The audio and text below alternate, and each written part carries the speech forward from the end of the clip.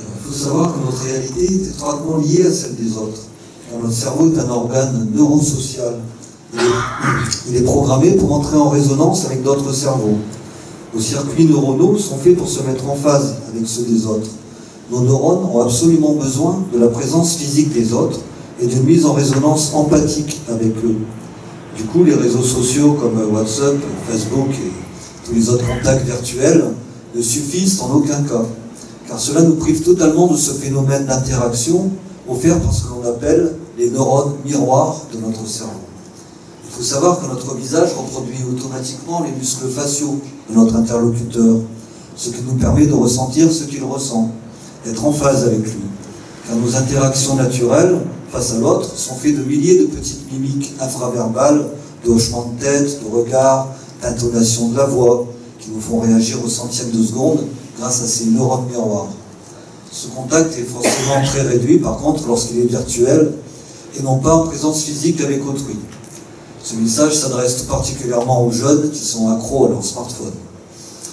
Notre cerveau est donc bel et bien programmé pour entrer en résonance avec ceux des autres. Une foule, par exemple, baignant dans la même émotion, à un concert, une manifestation ou un match de foot, représente une myriade de cerveaux se mettant au diapason.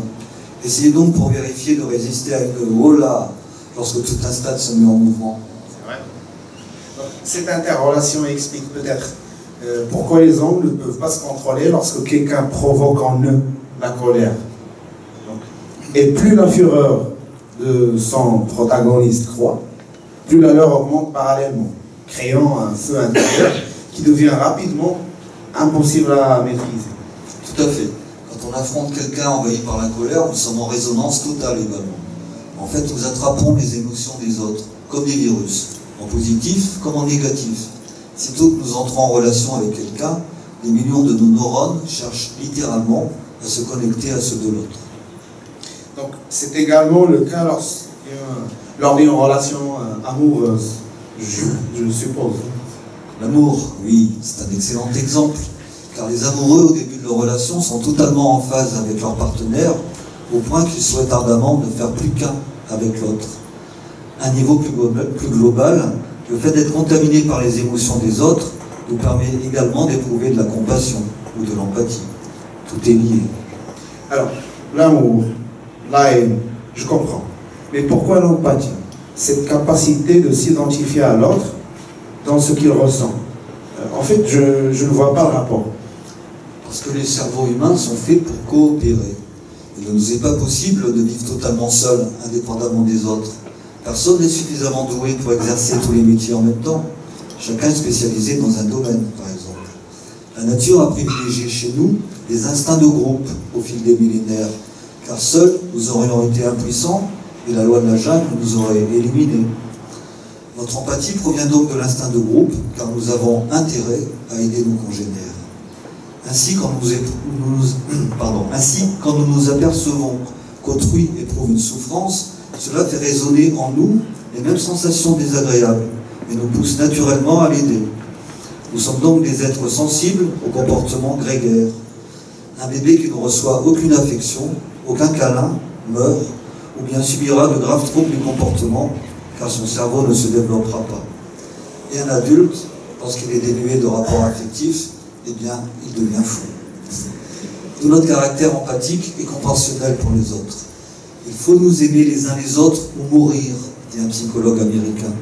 Ce n'est pas un souhait moral, mais une observation neuronale. Alors, l'homme serait bon par nature. Ce n'est pas vraiment l'impression qu'il donne. Oui. Surtout avec les guerres et les conflits.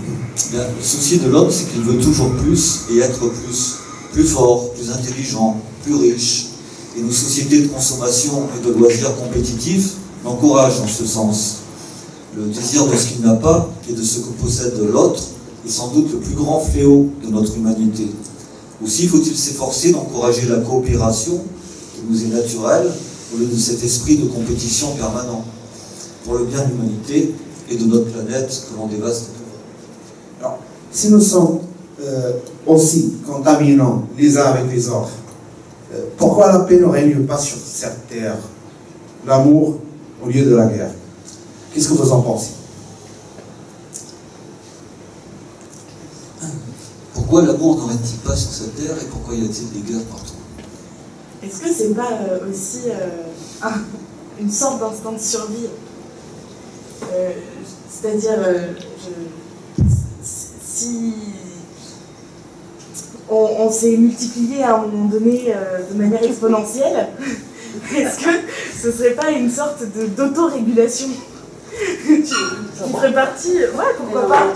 On est une espèce d'espèce cancer sur la Terre. Si on regarde bien, on est une exception. Ça veut dire que parce que l'homme est un prédateur, parce qu'il n'a pas d'autres prédateurs plus grands que lui.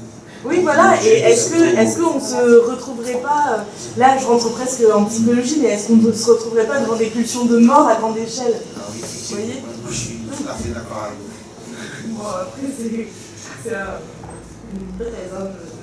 Je pense qu'on n'est pas prédisposé au meurtre, mais par contre que la propagande... On est prédisposé à vivre, à survivre. C'est pas un avis personnel, c'est Jean-Pierre Changeux, qui est un neurologue, qui disait que l'empathie peut être aussi dans le mauvais sens. On peut être empathique pour les bonnes émotions, mais on peut aussi l'être pour les moins bonnes. Et l'empathie est différent de la sympathie.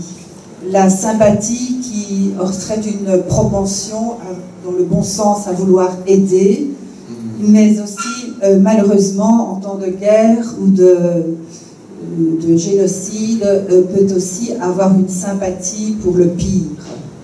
Donc ce n'est pas moi qui le dis. Donc si j'ai bien compris, madame, il s'agit d'une arme à double tranchant. L'empathie peut être pour le meilleur, mais pour le pire. Pour l'appartenance au groupe, ça c'est moi qui ajoute, c'est pas la parole de monsieur Change. Ce que je voulais dire par rapport aux jeunesses hitlériennes, c'est tous les conflits qui ont surgi après, parce que normalement on aurait pu s'arrêter là, il y a encore eu la Bosnie, et puis encore toujours des crimes et des guerres, c'est que tout vient de la propagande, c'est-à-dire qu'on parvient parfaitement à déshumaniser l'autre en le faisant passer pour une bête cruelle, féroce. Et à modeler un cerveau. Voilà, et donc à le modeler de façon à ce qu'il devienne son pire ennemi, même si on n'est pas prédisposé au meurtre. D'ailleurs, il paraît que quand les gens font la guerre, qu'ils doivent se tirer dessus, il y a beaucoup de gens qui tirent à côté. C'est vrai. Voilà. Alors. Une autre question. D'après vous, est-il possible de supprimer les désirs que nous éprouvons afin d'être en phase, en meilleur terme avec les autres? Bien, les bouddhistes pensent que oui, mais le philosophe Spinoza pense que c'est impossible, car le désir, c'est quand même la base de notre ego. Par contre, Spinoza pense qu'il est possible de réorienter nos désirs par la raison, afin qu'ils soient plus adéquats avec ceux des autres, ou de réorienter un désir qui nous fait du mal vers autre chose. Par exemple, si on aime le chocolat, il n'est pas bon pour la santé d'en manger toute la journée. Il faut donc réorienter ce désir de façon raisonnée vers quelque chose qui nous donne du plaisir. Et va compenser ainsi ce désir. C'est la même chose que la cigarette, j'imagine. Oui, et l'alcool aussi.